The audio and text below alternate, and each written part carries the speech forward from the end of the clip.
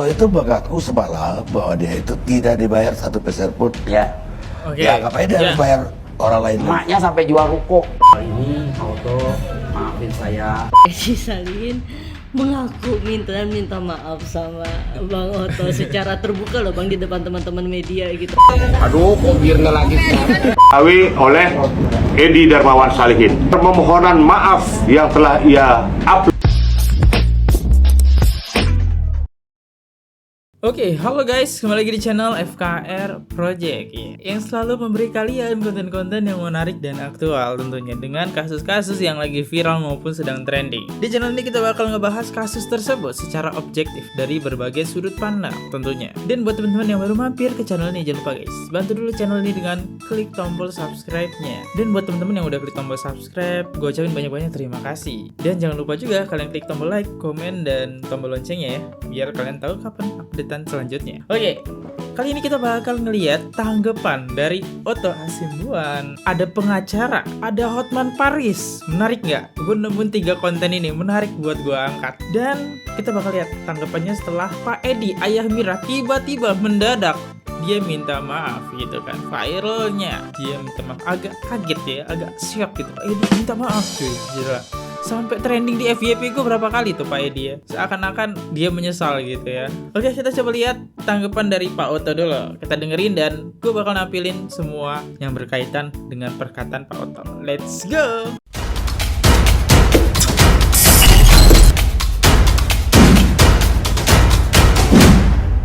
Selain itu juga ada yang viral nih.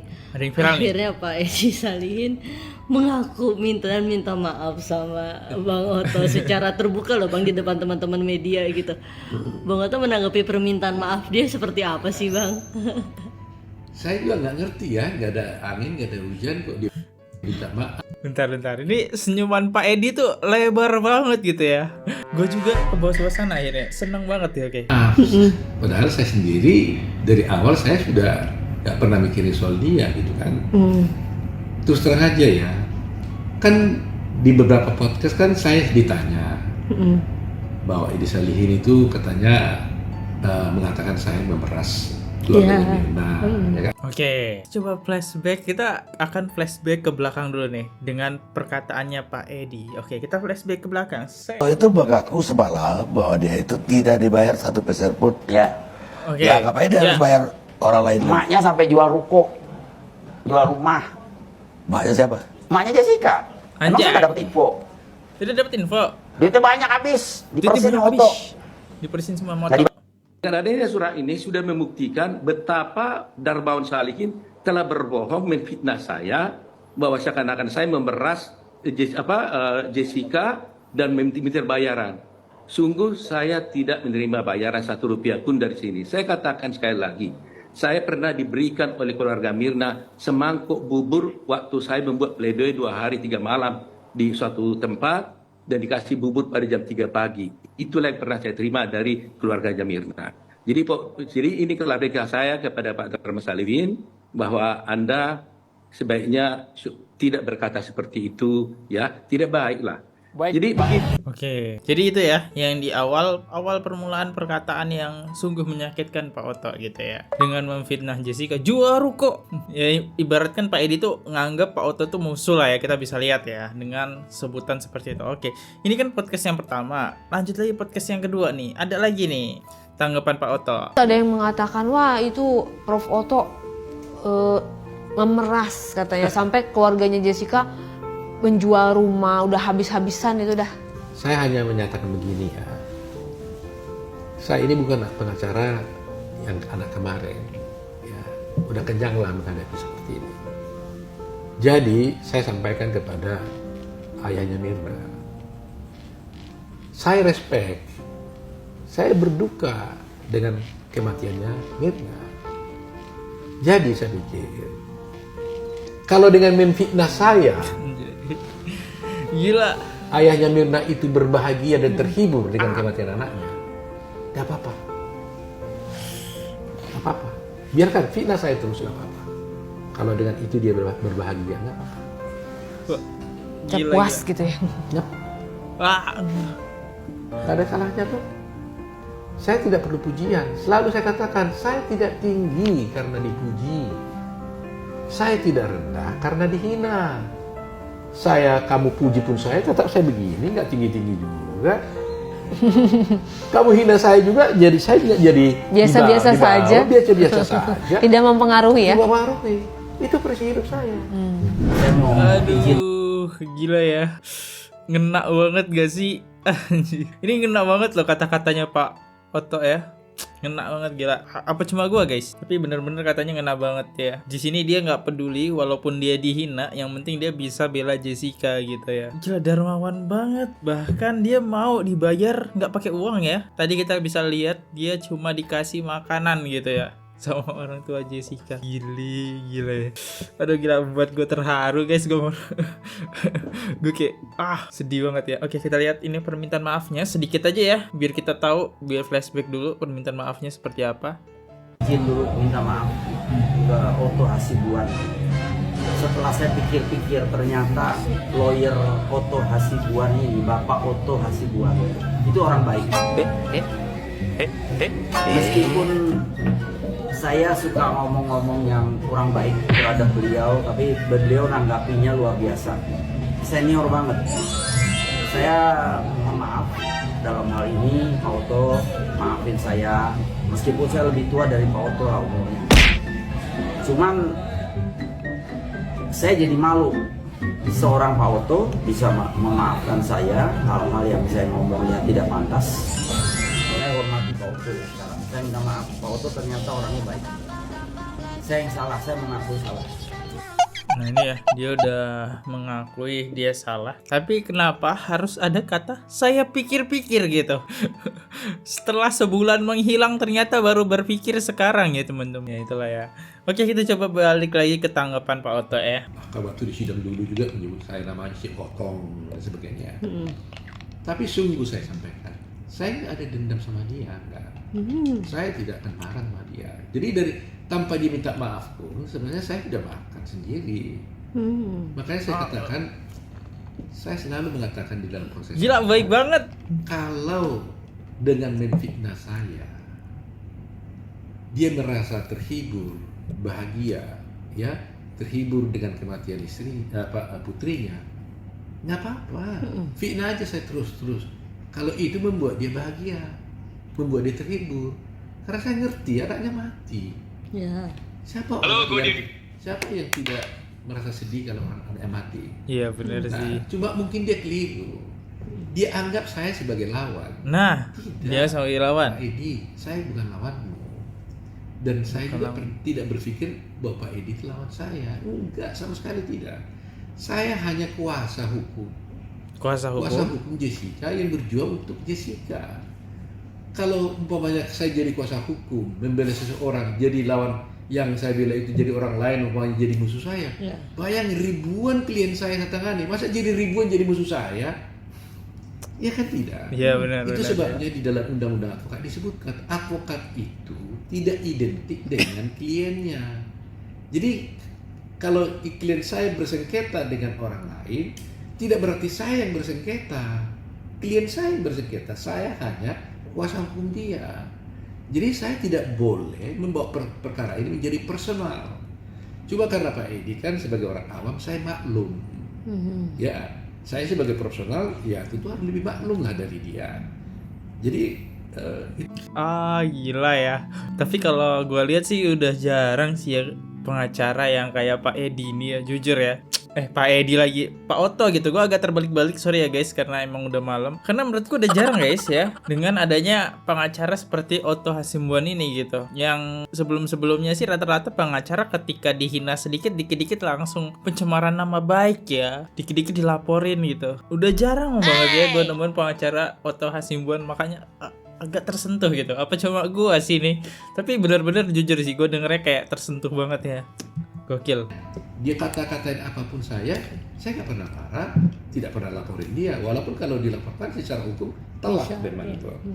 Tapi saya tidak mau membawa ini menjadi persoalan pribadi. Bisa lewat hukum, tapi nggak mau. Hanya Mirna, tidak akan pernah. Ya, saya hanya kuasa hukum yang membela kepentingan Jessica. Kebetulan Jessica dihukum jadi dalam perkara matinya anaknya Pak Edi, ya kan? Tapi Iya. tidak berarti saya mau memperhadapkan Jessica lawan Edi. Dan dari sengketa Pak Edi Iya, dengan iya. ini kan, ya kan? Saya tidak memperhadapkan. Saya fokus membela Jessica. Kalau dia tidak bersalah, tentu saya minta dia dibebaskan, itu saja. Nah, oleh karena itu Pak Edi sebenarnya tidak perlu harus berseberangan dengan saya. Pak Edi tentunya kan nggak boleh nutup pintu dong. Bener. Maksudnya gini, kenapa Pak Edi harus memastikan terus Jessica yang berbuat?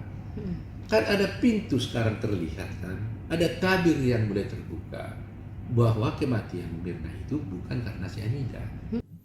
Kan karena cyanida. Ya tapi gue juga bingung ya guys. Kenapa kalau kalian nonton di video sebelumnya ataupun sebelumnya ini ya, kita bisa lihat tuh klarifikasi Otto tetap nggak berubah gitu ya. Wataknya tetap, walaupun dia udah minta maaf ke Otto Hasibuan, wataknya tetap nyalahin Jessica ya. Bahkan dibilang Jessica tuh punya kepribadian yang cukup unik gitu. Ya, gue juga bingung ya, kenapa gitu? Ada apa dengan Pak Edi ini harus nyalain Jessica? Ada dendam apa gitu ya sama Jessica? Bahkan dulu Jessica berteman baik sama Mirna gitu. Ada dendam apa sebenarnya Pak Edi ini ya dengan Mirna? Dengan Jessica ya, luar biasa. Lanjut lagi Pak Otto, jelasin. Yang ngomong ini bukan saya, Dokter Jaja, dokter 3 ahli yang dari Singapura, termasuk dokter dari kejaksaan pun mengatakan bahwa ini tidak dilakukan otopsi, tidak ada cyanida. Lab 4 ya, laboratorium forensik Mabes Polri pun mengatakan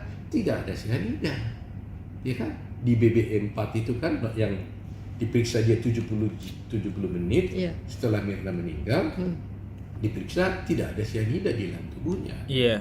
Yang mereka mengatakan itu semua para ahli yang ada, bukan Krisnamurti ngomong.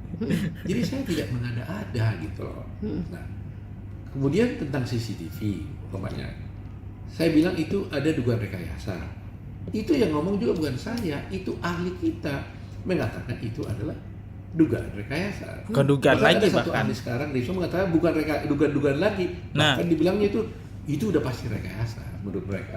Oke, jadi ahli CCTV pun ikut klarifikasi gitu. Itu udah gua bahas di konten. Ada beberapa part video juga yang hilang gitu ya, yang dimana ada nomor 1 sampai 18 di foldernya tiba-tiba hilang gitu.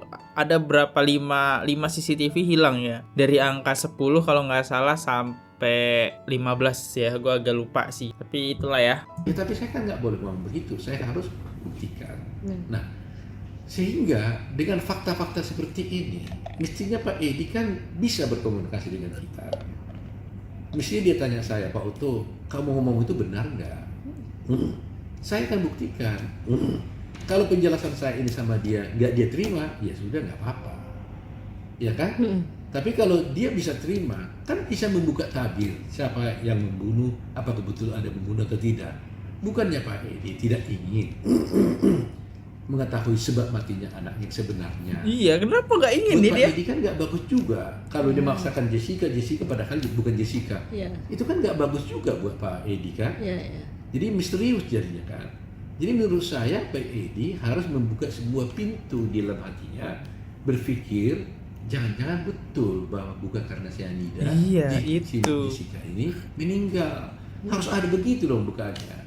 Karena dia kan pasti ingin tahu sebenarnya matinya Jessica Karena apa? Ini apa? Karena siapa? Tapi kalau dia udah menutup pintu langsung pasti itu Jessica, ya berarti kan ini kan nggak fair juga gitu loh. Iya. Jadi nggak adil ya buat Jessica-nya. Itu satu hal yang ingin saya tahu, kenapa dia menutup pintu, ada apa sebenarnya? Pak Edi harus sebenarnya terus terang sama kita gitu loh. Kalau memang siapa tahu kita bisa duduk bersama, kita buka bersama-sama, ini akan bagus. Nama Pak Edi kan juga bersih. Pak Edi nih harusnya ngomong bareng ya sama Pak Oto gitu ya. Terus dia ngedukung Pak Oto gitu. Udah ini fix PK bakal dibuka gitu. Ini kan nggak bisa ngebuka PK ya karena barang buktinya belum terlalu kuat lah. Jadi masih ngumpulin ya buat PK kedua teman-teman. Itu ya yang jadi pertanyaan gue satu. Kenapa ya Pak Edi ini yakin banget Jessica diracun. Sedangkan banyak pihak lain yang bilang Jessica itu nggak diracun ataupun karena penyakit, tapi Pak Edi tetap diracun. Dan yang kedua, Jessica pelakunya. Jessica dia nggak mau nuduh Arif suaminya, nggak mau nuduh Hani temen deketnya yang bener-bener deket ya, yang selama ini bareng-bareng kemana-mana bareng. Hani nggak mau curiga, ini cuma dicurigain cuma Jessica gitu. Pokoknya ya Jessica gitu. Krisnamurti segala macam dan jaksa pun ngarahnya tetap ke Jessica. Kalau kita lihat dari flashback ke persidangan, ya Jessica gitu benar-benar ditekan. Dan anehnya lagi Pak Edi ini nggak ada pakai pengacara. Yang ngebela dia bukan pengacara lagi, tapi jaksa cuy yang ngebela ya. Jadi antara Pak Oto face jaksa cuy ya. Gokil nggak? Orang biasa pengacara face pengacara, ini pengacara face jaksa cuy. Saking kuatnya Pak Oto Pak Edi tanpa pengacara. Sekarang kan orang beranggapan, orang nih saya lihat beranggapan seakan-akan ada sesuatu hal yang negatif buat Pak Edi. Iya. Ada berhubungan dengan asuransi dan sebagainya. Padahal belum tentu itu ada. Iya. Belum tentu ada itu. Ya kan? Dan keyakinan saya juga mungkin tidak gitu loh. Tetapi karena Pak Edi langsung menvonis terus harus Jessica. Benar. Ya, bersalah. Ini akan tidak baik gitu loh. Nah, kenapa maunya Pak Edi tidak bertanya kepada pihak kepolisian, kenapa anakku tidak diotopsi? Kan dia harus bertanya itu sebenarnya bukan saya loh. Tapi ya Pak Edi tuh keyakinin otopsi. Dan bahkan Pak Edi ketika ditanya mau otopsi apa nggak mau, jadi bingung ya. Jaksa bilang udah diotopsi, Pak Edi bahkan nih orang yang ngeceknya sendiri, jaksanya bukan Dokter Jaya, dan di video sebelumnya juga gue udah bahas nggak dilakukan otopsi teman-teman. Itu atas permintaan ayahnya Mirna, Edi Salim. Tapi kok otopsi? Oh mungkin otopsi kayak miskomunikasi mungkin ya. Otopsi yang dimaksud itu cuma pengecekan doang ya, cairan lambung dan ya yang di mulut, yang di tenggorokan gitu ya. Sedangkan otopsi yang benar-benar otopsi itu kan harus dibedah perut, dibedah tenggorokan, dibedah hati, dibedah otak. Ya apakah benar ada racun dari segala sisinya? Ya mungkin miskomunikasi, tapi masa jaksa miskomunikasi? Aneh banget. Kan dia pengen tahu sebab matinya orang. Dia kan bertanya sebenarnya kepada polisi, kenapa Pak Polisi nggak diotopsi anakku ini? Kenapa hanya diambil sampelnya? Dia harus bertanya itu. Kan sampel ya yang diambil. Nah, kemudian dia harus bertanya mestinya, kenapa umpamanya pemilik Oliver itu tidak diperiksa di persidangan? Masa ada orang mati di tempat suatu kejadian di Oliver, pemiliknya nggak dimintai keterangan?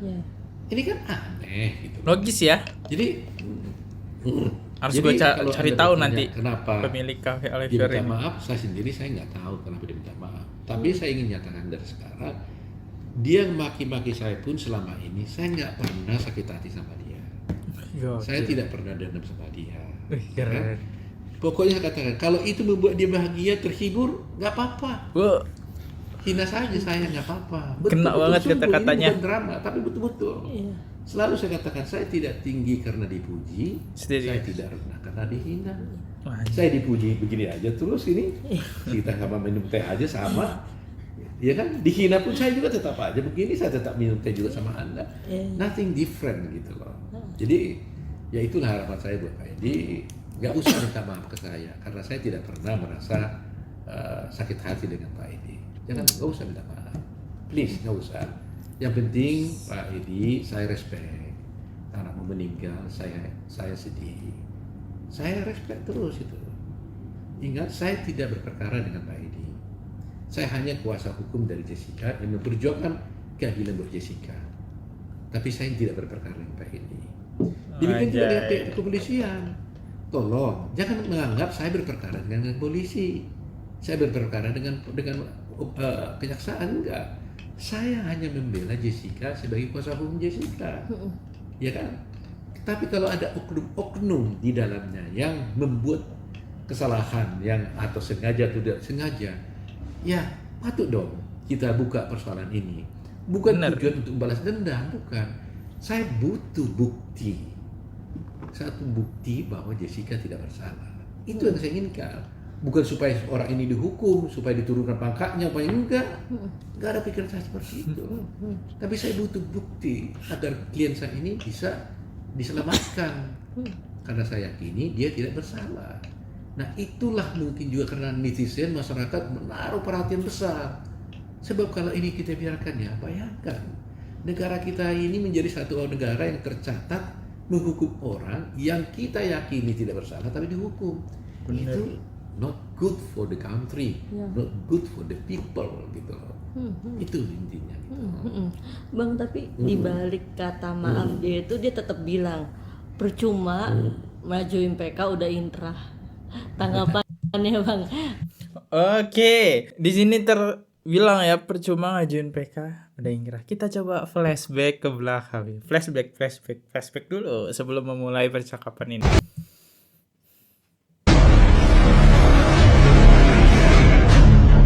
Ini nggak usah Pak Oto segala Hotman Paris ikut-ikutan segala, percuma. Mau lawyer 10 kayak dia juga nggak bakalan bisa menang, saya kasih tahu. Anjay.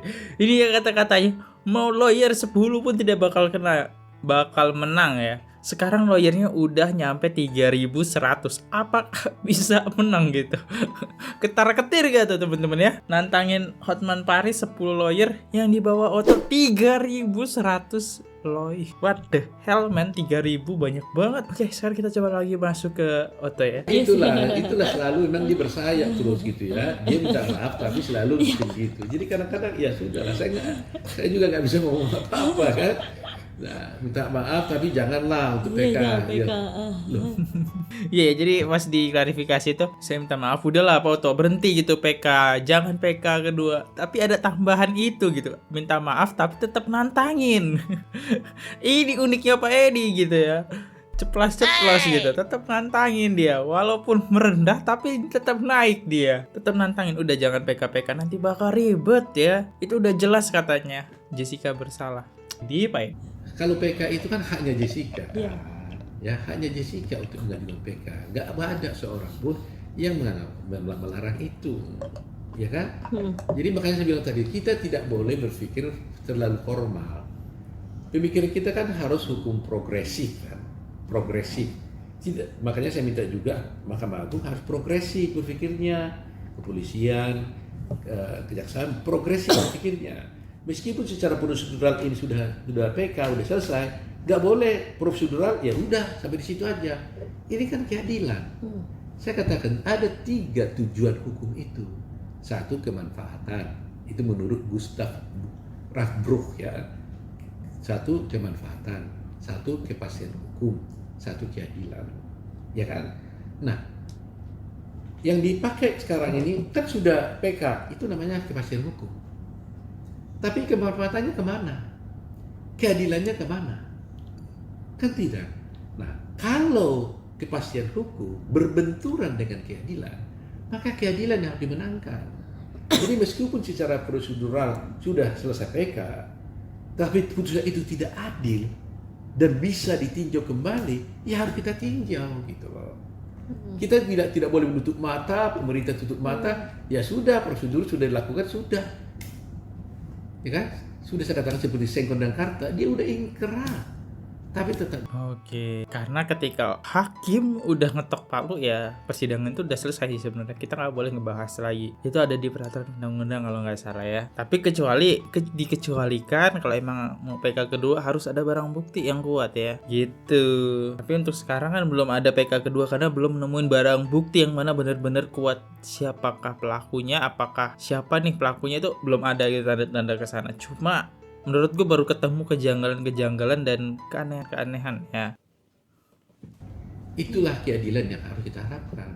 Dan saya yakin masyarakat berjuang dan mau juga bikin saya lihat itu di TikTok di mana-mana itu karena itu keadilan mereka terusik gitu loh. Keadilan mereka terusik. Terusik bro. Kan banyak orang yang diperlakukan tidak adil di negeri ini. Asli. Nah, mungkin mereka ingin mencegah jangan sampai terulang lagi itu. Jangan sampai terjadi pada dirinya. Masa harus sudah terjadi pada diri kita baru kita bereaksi? Itu kan pembelajaran yang tidak baik. Jadi memang masyarakat, dan saya anjurkan juga, kalau ada di sekitar kita ada ketidakadilan terjadi, meskipun bukan terhadap kita, tapi kita tahu ada ketidakadilan itu, kita harus bereaksi. Mantap. Kita tidak boleh egois. Jadi ini Bukan alasannya. aku yang diperlakukan tidak adil, dia kok kita diam saja. Nggak boleh. Masyarakat yang baik harus bereaksi kalau di sekitar kita ada ketidakadilan, kita harus protes, meskipun bukan untuk kita itu. Meskipun bukan kepada kita, maksud saya, yang diperlakukan tidak adil itu. Itulah masyarakat yang baik. Jadi masyarakat Indonesia ini baik-baik semua sebenarnya. Bang, tapi netizen pada mengira nih, ini permintaan maaf gara-gara Prof Edi jadi tersangka. jadi dia minta maaf gitu, Bang. Jadi dia ada ketakutan sendiri gini, Pak Edi Sahalin ini gimana nih, Bang? Tanggapan Abang? Kok baru keluar sekarang gitu minta maaf ya gitu, Bang? Waduh, saya nggak tahu ya, harus kamu tanya Pak Salihin itu ya.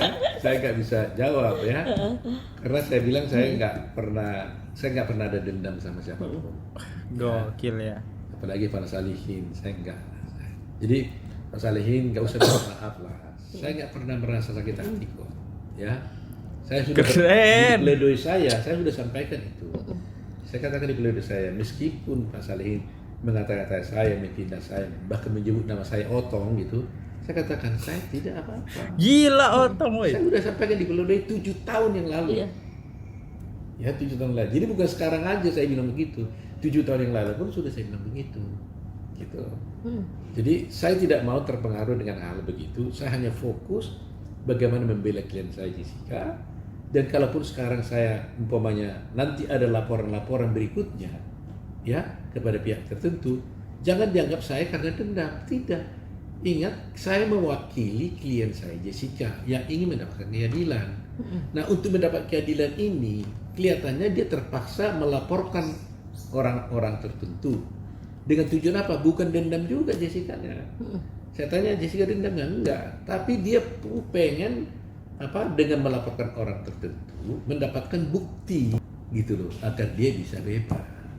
Nah, kan kita tidak boleh main kayu dong, kan? Semua kan harus dalam on the track. Kalau ada proses hukum, ya kita ada kesalahan dilaporkan kepada pejabat yang berwenang. Nah, oleh karena itulah saya berharap institusi-institusi baik kejaksaan, baik Polri, Mahkamah Agung, jangan merasa harus menutup pintu. Ini nama baik institusi, jangan. Ini oknum kok. Yang mau kita laporkan ini oknum. Jangan sampai gara-gara. Oh, jadi penyebabnya ini ya. Pantesan jaksa pemerintahan kagak mau nanggepin. Karena kalau misalnya ini terbukti Jessica gak bersalah, maka yang namanya jelek adalah instansi pemerintah gitu ya. Bakal kena hujat gitu ya, kayak kasus sebelum-sebelumnya, kayak kasus Sambo gitu. Dan ini takut terulang kembali ketika Jessica gak bersalah, ditemukannya kecurangan-kecurangan, boom, makin banyak warga Indonesia yang nggak percaya gitu, kayak kasus Sambo ya. Bahkan otopsinya aja bisa dimainkan sama Sambo ya, gokil nggak tuh otopsinya? Makanya dilakukan otopsi sampai 2 kali guys ya. Wah gile. Kalau ini terbongkar, kita menemukan fakta terbaru guys. Satu orang katanya kan nilai gara-gara ada gara-gara nilai setitik rusak susu sebelanga, ya kan? Jangan gara-gara 1-2 orang oknum maka institusi yang jadi namanya tercemar, ya kan? Jangan begitu. Jadi saya berharap bahwa institusi pun sebaiknya bisa bekerjasama dengan kami, ya. Kami bersiapkan bukti-buktinya, ya. Kalau bukti-bukti kami ini tidak relevan, tidak kuat, ya tolak aja, nggak apa-apa, disingkirkan. Tapi kasih pintu dong untuk kami bisa menjelaskannya. Gitu. Oke, Bang, banyak yang muji Abang juga kemarin Justice for Jessica rasanya sukses dan gila nih Bang Oto bisa mengeluarkan. Oke, sebenarnya udah selesai sih. Coba kita langsung aja masuk ke pengacaranya. Pengacara, kita nggak usah lama, kita langsung sekarang masuk ke pengacara ya. Bukan pengacara, advokat ya, yang udah berkumpul 3.100 tadi. 3.100, gila lo bro. Itu kalau dikumpulin jadi satu kelas udah penuh kali ruangannya ya. Satu kelas isinya cuma 40 orang. Ini 3.000, gila. Semua pengacara bersatu. Ya kita lihat tanggapannya setelah Pak Oto minta maaf ya. Urusan minta maaf itu kan urusan dia. Tapi proses ini kan tetap kita jalankan. Kalau dia minta maaf dengan Pak Utu Hasibuan, silakan dia minta maaf. Tergantung Pak Utu menerima atau tidak. Tapi proses ini tetap kami gulirkan sampai kami dapat keadilan.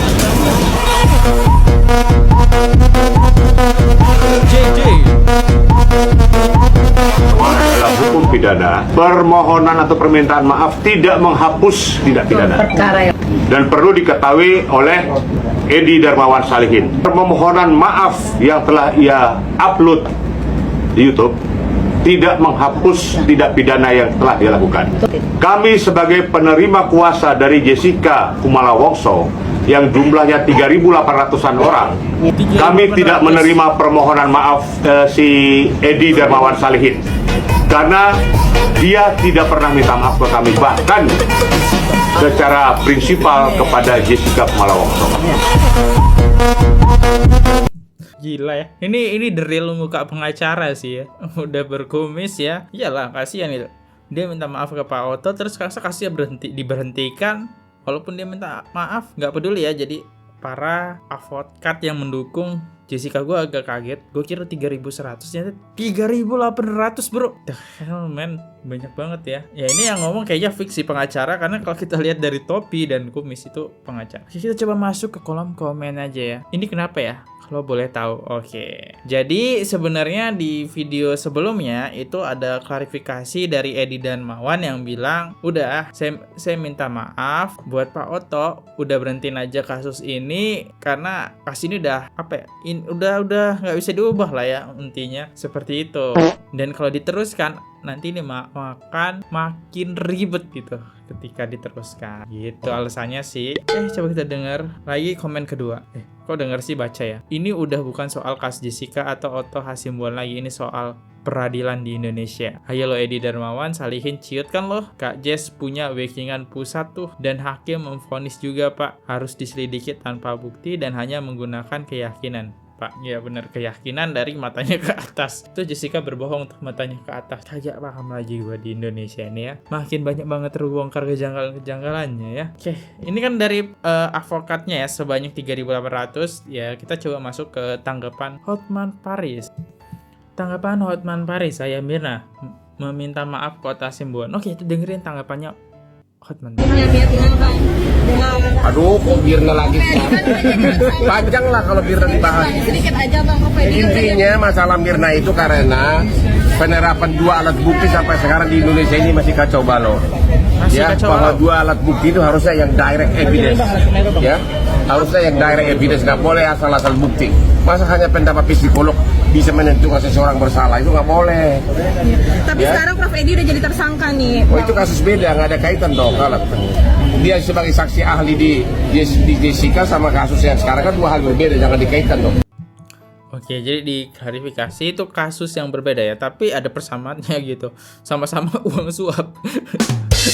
Sama-sama uang suap ya. Persamaannya itu aja sih, sama-sama uang suap. Nah, bedanya Pak Edi ketahuannya sekarang gitu ya, Prof Edi-nya. Wah, bukan main ya. Tapi Ayah Mirna udah minta maaf nih sama Ayah Mirna udah minta maaf sama Bang Oto. Mungkin ada tanggapannya. Tanggapannya sedikit Bang melihat itu Bang. Gak tahu deh, kalau detail, kalau menyangkut itu saya nggak mau turut campur. Ya. Tapi melihat kasus ini ada prediksi kedepannya seperti apa? Prediksi, saya udah bilang berkali-kali, Jessica itu harus menentukan pilihan. Mau dipenjara 20 tahun atau mengajukan gerasi. Oke, jadi ada dua ya, mau dipenjara 20 tahun atau gerasi. Kok nggak ada poin ketiga ya di sini pertanyaan gue? Poin ketiga kan PK. Kayaknya nggak ada ya. Oke, kita dengerin. Kalau mengajukan gerasi harus ngaku bersalah. Sebelum mengajukan gerasi, pastikan dulu lobby ke istana. Kalau sudah hampir pasti dikasih gerasi, ya nggak apa-apa lah daripada 14 tahun lagi di penjara, mendingan ngaku salah tapi bebas gitu loh. Bang, melihat kasus ini diungkit lagi gimana Bang? Ya wajar lah diungkit karena memang itu kasus itu saya nggak mengatakan Mirna itu tidak bersalah, tapi belum pasti dia bersalah atau tidak. Di mata hukum kalau belum pasti bersalah nggak boleh dihukum. Jadi saya nggak mengatakan bahwa Jessica itu tidak bersalah, tapi kan dua alat buktinya belum ada. Masa pendapat psikolog bisa menghukum seseorang? Ya. Itu dari segi hukumnya Bang? Iya, dari segi hukumnya begitu. Dua alat buktinya itu belum ada yang direct evidence membuktikan dia sebagai pelaku. Iya. Ya. Oke. Thank you Bang. Iya. Tapi dari klarifikasi ini kayaknya Hotman Paris gak mau ikut campur sih kayaknya ya. Karena dia pun pasti ditanya, aduh Mirna gitu ya. Dan dia juga gak mau berani ngejawab beberapa bagian ya. Oke deh, sebenarnya sih udah habis ya. Ini gue takut kepanjangan sih sebenarnya videonya. Tapi yaudah kita langsung aja masuk ke top komen di video konten sebelumnya. Oke, kita bacain top komen di video konten sebelumnya. Siapa top komen hari ini? Let's go. Kita masuk top komen yang pertama dari @Mr. PS Nularif. Itu oknum polisinya siapa? Harus dibongkar karena ngancemnya bukan cuma sama yang bersangkutan. Pablo diancam bawa-bawa keselamatan istrinya. Wirang juga keluarganya parah. Kalau kasus ini emang nggak ada apa-apa, kenapa ada oknum yang ngancam-ngancam? Ya nggak akan dibongkar sih ya, nggak akan dibongkar gitu. Kalau dibongkar makin ribet lagi masalahnya. Dari Mr. PS Nularif, menurut gua ini nggak bakal dibongkar ya. Selagi Pablo ini masih aman, dia nggak bakal bongkar ya. Oke, jadi top komen yang pertama itu dia ngebahas Pablo ya. Jadi emang sedikit kalau misalnya kalian yang belum nonton, Pablo itu kena ancaman gitu saat ngajak podcast dan ngebahas kasus Jessica gitu ya. Ini dia. Tapi yang berita yang masih beredar sekarang adalah Pablo coba ngelaporin Deddy Corbuzier.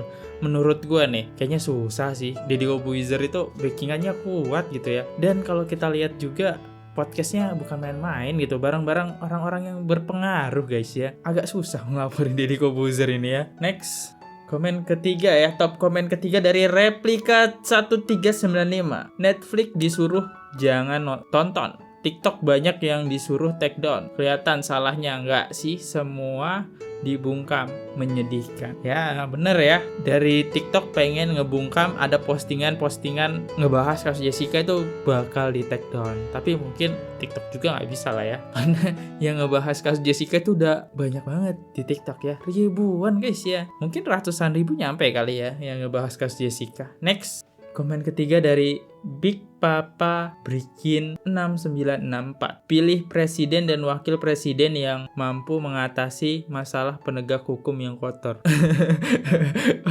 Hey, siapa itu? Saya tidak mau menyalek-nyalek ya di konten ini, saya tidak mau. Ya kira-kira siapa ya? Mahfud MD atau atau ya siapa ya? Next, gue gak mau ngebahas ini, agak sensitif masalah caleg. Tapi gue thank you banget yang udah komen. Gue cuma bisa ngasih kalian love kayak gini ya. Makasih banyak yang udah komen ya. Dan jangan pernah bosan buat selalu komen di setiap konten gue teman-teman, karena komen kalian tuh sangat berarti gitu ya. Satu komen itu sangat berarti gue ya. Oke, gue di sini Fadli undur diri. Kalau ada salah kata mohon dimaafkan. Sampai jumpa di konten selanjutnya. See you. Bye-bye.